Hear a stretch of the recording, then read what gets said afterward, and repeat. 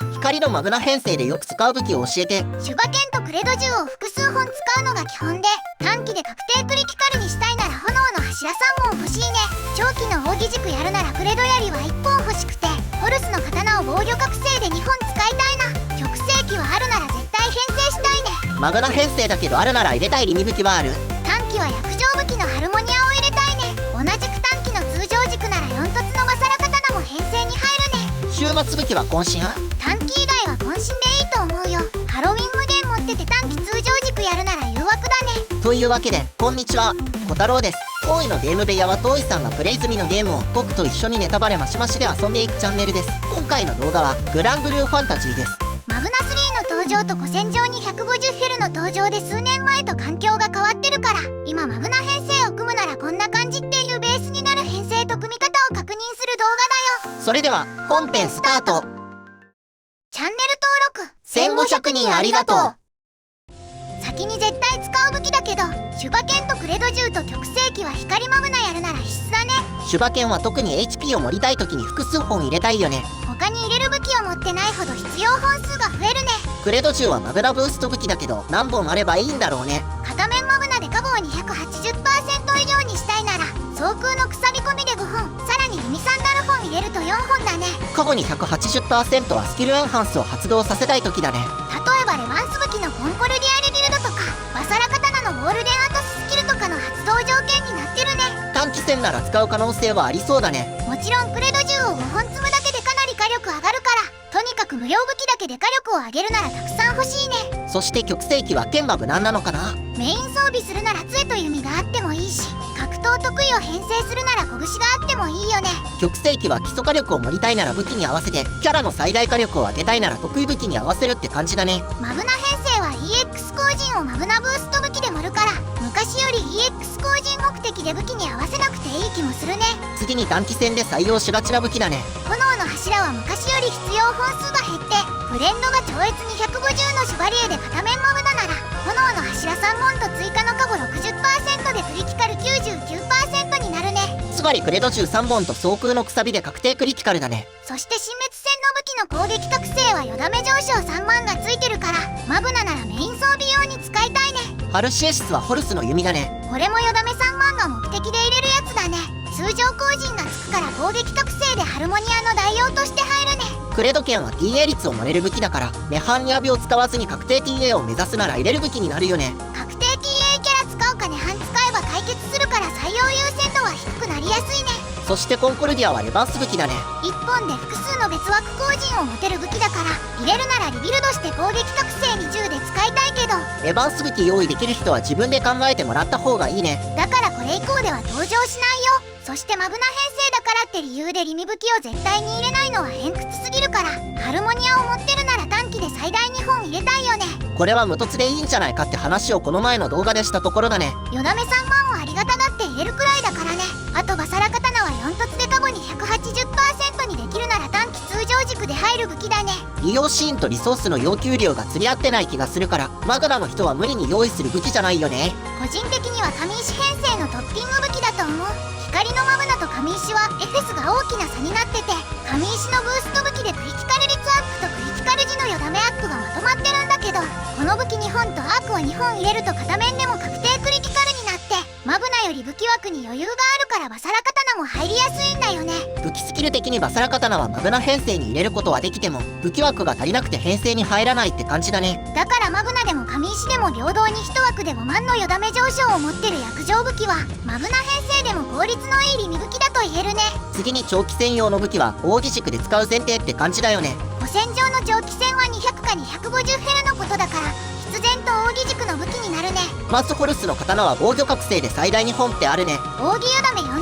と吹きだめ上限上昇があって、さらに防御覚醒で HP25% と防御力 10% を盛れるんだけど、マグナは防御を盛るのが難しいから 10% でも欲しいね。ただ基礎火力は下がるから他の武器でしっかり稼ぎたいね。クレド槍は耐久面に特化した武器だね。これは1本でいいから絶対欲しいね。同じく耐久面を大きく上げてくれるのがドラゴニックウェポンだから、250フェルなら終末武器よりもこっちの方を優先するかもね。あとはアーカルムの砂箱で手に入る光のミーレス剣はコンパニオン装備があるジョブなら採用することがあるよね。ただメイン装備はジョブ武器を持つことも増えてきたから、あれば使うことがあるかもしれないくらいの感じだね。そしてどの属性でも登場する武器はワールド武器は得意武器によるけど、通常軸と奥義軸はよく使うイメージだね。光では短期通常軸なら火、長期奥義軸なら闇をよく使うね。あとは当然オメガ武器か天使武器だね。極星機もまあ抜けない武器だね。同じく終末武器も基本は抜けないし、もしベリアルのマルチを周回できるなら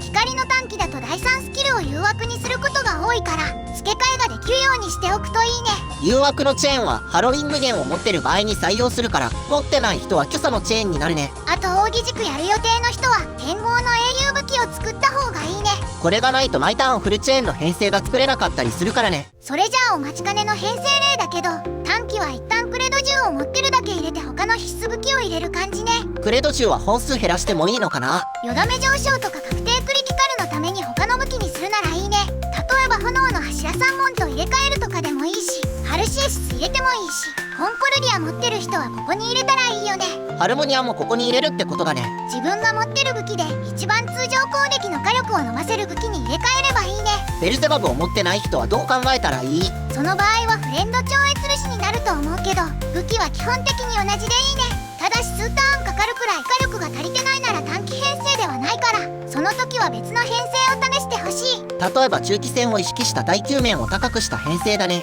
ここからは HP を盛りたいから芝剣を入れてほしいね。本数が結構アバウトだけど、ここは割と自由なのかな。これは敵の攻撃を耐えるなら芝剣を減らしていいし、耐えないなら芝剣以外の耐久寄せの武器を入れたいね。手馬剣は最低3本入れた方がいいのかな。減らして火力寄せにするならメイン石をベルゼバブにしたいかな。超越ルシは HP 上がるけど火力が欲しいならバブさんで一気にやった方がいいよ。これは実際に火力寄せの編成から使ってみて、倒す前に負けるってことなら火力を諦めて耐久に回るってことだね。大事なのは遅くてもいいから負けないことだね。そして長期戦だけど、これは奥義軸だよね。奥義軸で耐久面を高めた編成だね。本数に幅を持たせてるのは何を基準にすればいいの？両面マグナだと HP が 400% に届くはずだから、 HP がたくさん溢れない組み合わせで防御と火力も盛るっていう、うまいことバランスをとってねって意味だね。ここまで来るとクレド銃が0本もありえるんだね。カゴは足りてるし、カゴの乗るマグナ工人も足りてるから、耐久力の上がる武器に枠を譲ってるね。極星機とメガ武器は主人公よりも奥義頻度の高いキャラに合わせる感じ。主人公に合わせてもいいけど、極星機は奥義性能アップとダメ上限上昇が得意武器だと高くなるから、奥義軸で火力出すなら極星機の武器種は奥義の多いキャラにした方がいいよね。250ヘルだと奥義の特殊ダメージ上限が高くなるから、奥義をしっかり高火力にした方がいいってことだね。そしてオメガ武器の第一スキルを渾身にしてやれば基礎火力もしっかり高くなるから、これも奥義の火力を引き上げるのに貢献するね。そしてここで初めてドラゴニックウェポンが候補に入るんだね。基礎火力は終末武器から落ちるけど、攻撃を耐えるには闇属性ダメージ軽減が必要な場面があるね。これは実際にフルオートを完走するかどうかで判断するところになるね。そして弱体対策でフレンド超越ルシにしたい場合なんだけど、どうしてもカゴ量が減るから HP も一気に減るんだよね。敵の特殊技で落とされないくらいの HP を確保するには編成の最適化が必要になるかもね。フレンド超越ルシなら純白の翼で回復もあるから、 HP さえ足りれば総合力は高いんだけどね。ざっくり編成例を見てきたけど、光のマグナ編成は通常軸か奥義軸になるって理解でいいのかな。武器編成的にはそんな感じに見えるけど、